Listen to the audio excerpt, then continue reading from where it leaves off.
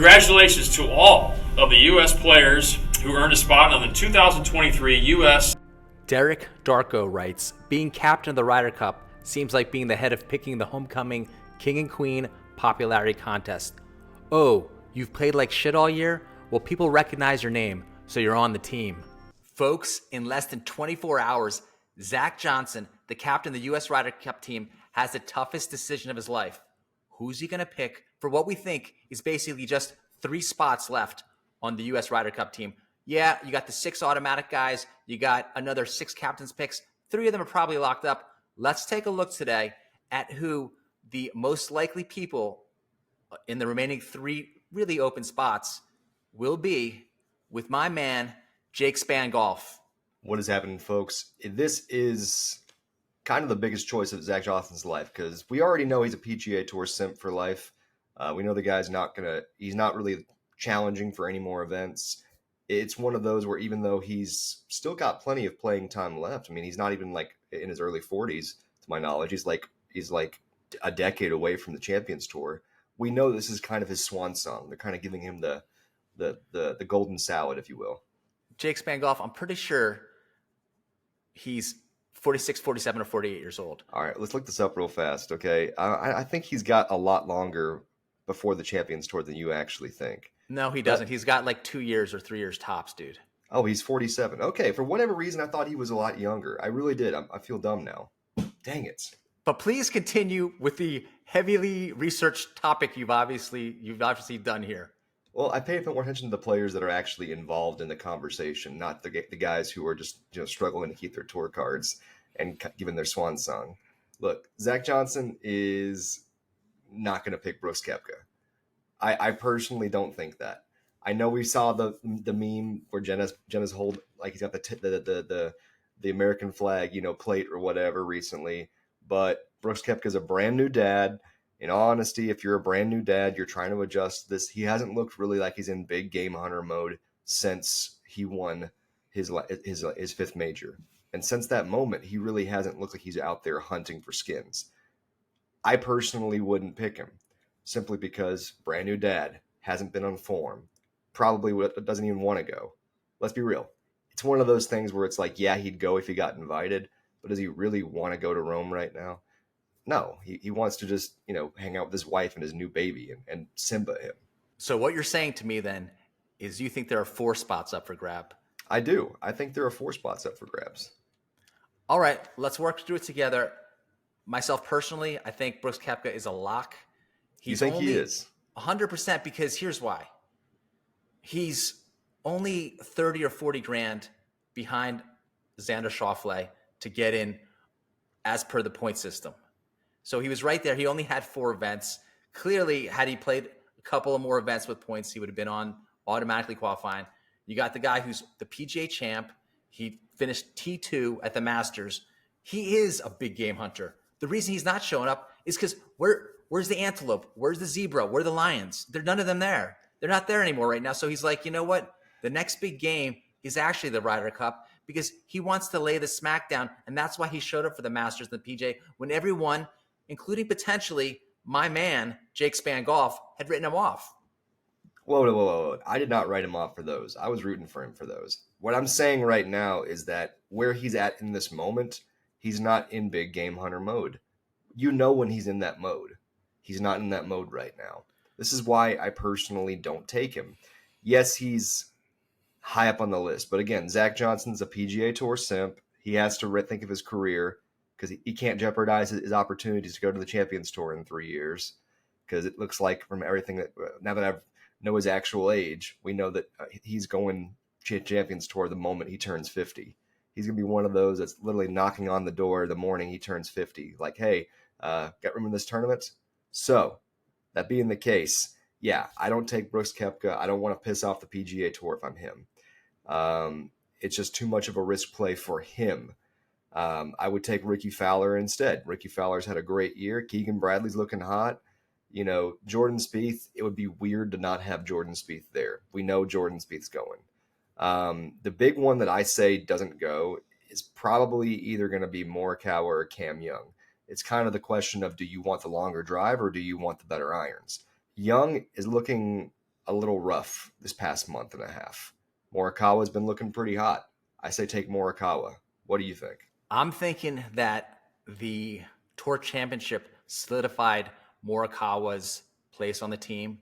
He was kind of locked in there, but then there was a little bit of question mark toward the end. He's struggling with his putting, his short game. He's still great with the irons, but he shot 61, 64. He would have been leading the Tour Championship had it not had the staggered start. And then he faded on the weekend. He was 5 over on the weekend. So maybe you have a little bit more question marks, but I think what he did on the first 2 days, he's in. So yes, I agree with you. You got Cam Young. Everyone pretty much is 50-50 on Cam Young and Sam Burns. Kind of interchangeable on some level. You know, you Yes can and have no. half a Yes dozen and of no. one, 6 of the other. Well, so Sam Burns is pretty important to have, at least in the conversation, because of the fact that he can do the thing that Scotty Scheffler can't, which is putt. Sam Burns is a great putter. Scotty Scheffler, he goes full Ray Charles whenever he's out there. You think he may have just shot up in the bathroom before he gets to putt. 'Cause he's out there like, and before you know it, you're like, wait, did you just 4-putt? Like, bro, you were in this conversation for winning this. You hit it to 6 feet. You hit a 240-yard shot to 6 feet and you 4-putted? This is what we're talking about, man. He's a great, great, amazing player tee to green. But he needs somebody backing him up in the 4-ball that can put the ball in the hole because he can't do that. Do you think Scotty's pushing? Because Sam Burns and Scotty are bros. Yeah. Do you think he's – because, if there's a conversation about JT being in the picture, who's well done on the rankings now. I don't know if he's like 16th spot or whatever. Burns, I guess he's 12 or 13 right now? Mm-hmm. Yeah. Burns is number 12 right now. Right. So you're still you still kind of earned it on points. You should earn consideration. And you got your boy Scotty who'd say, hey, I want Burns on my team. Is anyone pulling for Cam Young with that degree of passion? No. The way it looks right now, this is going to be really interesting because you don't really know who's going to pair with who. We know Xander Schauffele and Patrick Cantlay they're married. That they probably share a bathtub together. That those two will be a great pairing out there. The big questions come: who pairs with Wyndham Clark? Who pairs with Brian Harman? Who pairs with Max Homa? And so, if I'm Zach Johnson, I'm thinking right now, who do I put together? Because obviously, you don't care about singles, because singles is just heads up this player versus that player. So you don't pick for singles. You don't make captain's picks for singles. You make captain's picks for 4-ball or alternate shot. So, in my opinion, you got to get guys who offset the problems that your top 6 have, or your guys that you're going to pick are. Cantlay and Schauffele are married, so we got 4 guys we have to find the partner for. And I don't think that if I'm Zach Johnson, I pair any of of my other 4 automatic qualifiers with another automatic qualifier. So it becomes now, who do you pick to offset the balance? So if I'm looking at that, I might take Cam Young to pair with Brian Harman. Brian Harman's very short off the tee. That might be where Cam Young gets his opportunity. Question then. What about Wyndham Clark, who's a bomber off the tee? You got 2 guys, tenacious bulldogs. They've been in the cauldron. They just won majors this year. And their games can kind of offset each other in terms of you have Brian Harman, who will still pump that driver down the middle, 280, keep it in play for you. Right. This is where with Wyndham Clark, the person I pair him with is Ricky Fowler. I want Ricky Fowler playing with Wyndham Clark. They both spent time at the University of Oklahoma State. They're going to have that in common. They're both, at similar points in their career, more or less, both on an upswing, on a resurgency. I think they pair well together. That's who I would pick to play alongside them because they really don't have a major gap in either one of their games, so it'd be very consistent. Wyndham Clark will hit the ball slightly farther than Ricky, but that's who I would pick to pair with him. Well, interesting you're bringing that up because they somewhat played together at the U.S. Open. Yes. So here's my question, though, then. If you're picking Ricky Fowler, and I think he'll get in as well, just because he's the big name brand, he's played well enough, he's turning on just at the right time.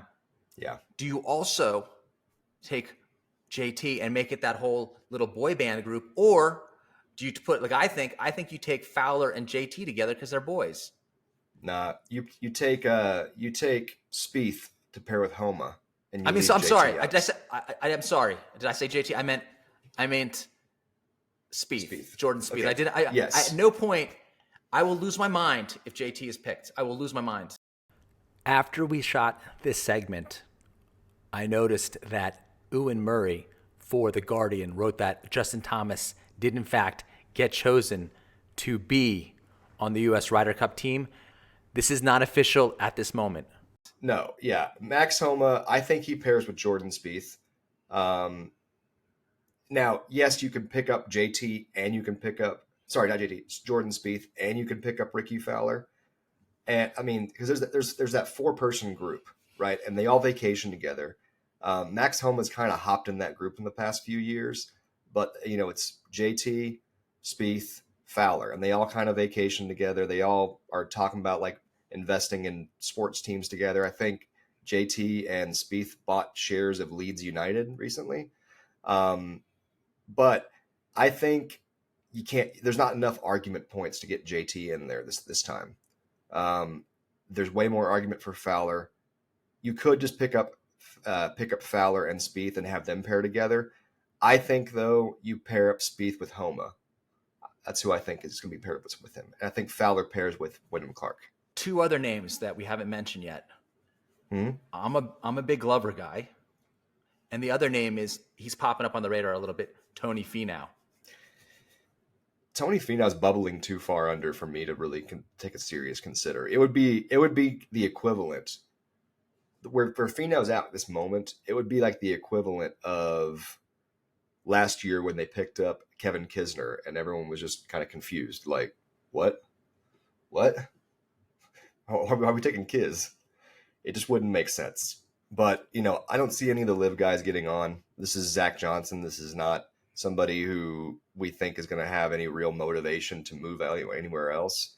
I mean, if it was, there's 1 of 2 ways that you can do this. I mean, if you were Zach Johnson, the only way I could see the live guys getting on there is if there was a backdoor parlay where Greg Norman says, hey, you do this for us, you bring Brooks, you bring Bryson, and we give you a team next year on Live Golf. Because that's kind of what that would do. It would be a bridge burning event. So let's just start that right there. Even though I love the live golfers, I think Bryson's in form. I think Brooks did amazing this year in the majors. I don't think either one of those 2 is on the team. Glover. Back to Glover. He's in form, right? It's weird because he was a nowhere situation. Who do you pair him with? Who do you bring him along to pair with? Who do you take over him? Do you leave Keegan Bradley off for him? Do you leave Cameron Young off for him? Do you leave Morikawa off for him? I don't see where there's enough vibe to get him on. Now, granted, this is probably his last realistic shot to get on the Ryder Cup team. So if you're Zach Johnson, do you pay homage to one of your peers? I don't know. Well, give me right now in your head your 6 captain's picks. Sure. Spieth, Morikawa, Burns, Fowler. Okay, so I do have 2 more left. Then I'm taking Keegan Bradley. And even though you know what? I do take Lucas Glover then for my last one. Because Denny McCarthy, even though he's higher than him on points, has never won a tournament on the PGA yet. And that's a big deal. Because, yeah, I don't want a 0-time winner out there. So here's what I'm thinking. And we'll see tomorrow, 10 a.m., when the selection is finally made, who's actually picked. But I'm taking Koepka. I'm taking Spieth. I'm taking Morikawa. I'm taking Bradley. I'm taking Fowler, and I'm taking Glover. And that, folks at home, is the correct answer because you have, the Ryder Cup points, they start accumulating the year of the Ryder Cup, right? It's just this 1 year. Whereas in the past, I think they had it over the 2-year period, correct?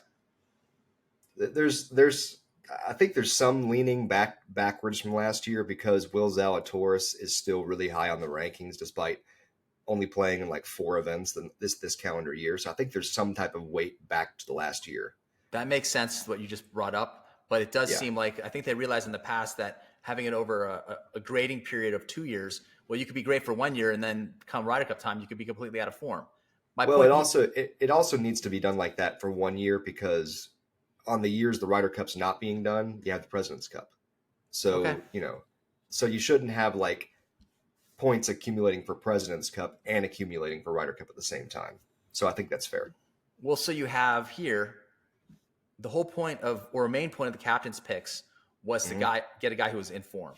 Yes. It's hard to show in history a guy who's come up to the Ryder Cup who's shown he's more in form than Lucas Glover. The only guy on the other side is maybe Victor Hovland. You win the last two, right?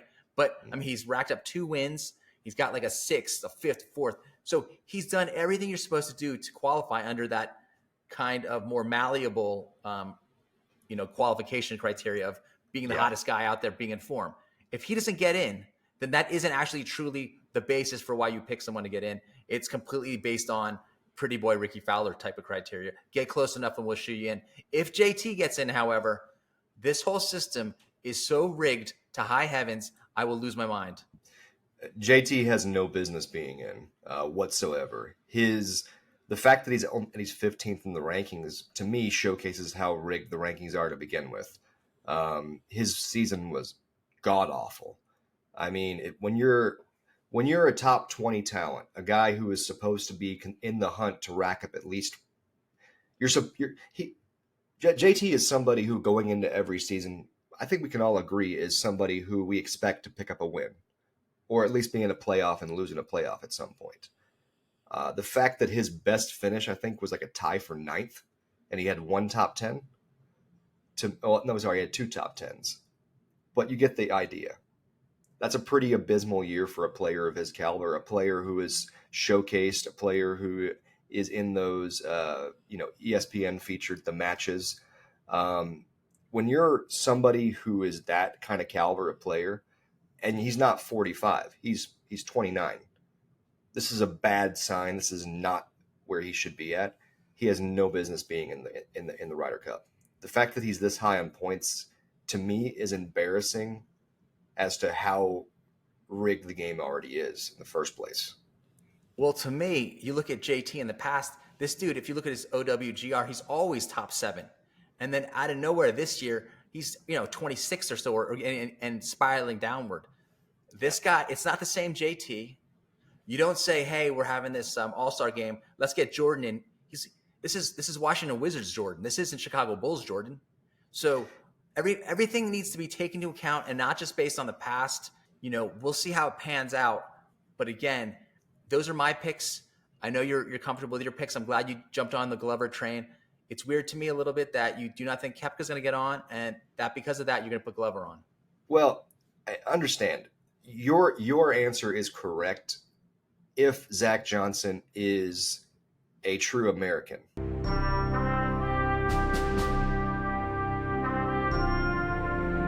And not just a PGA Tour shell. If he is a PGA Tour shell, then my answer, I think, is correct.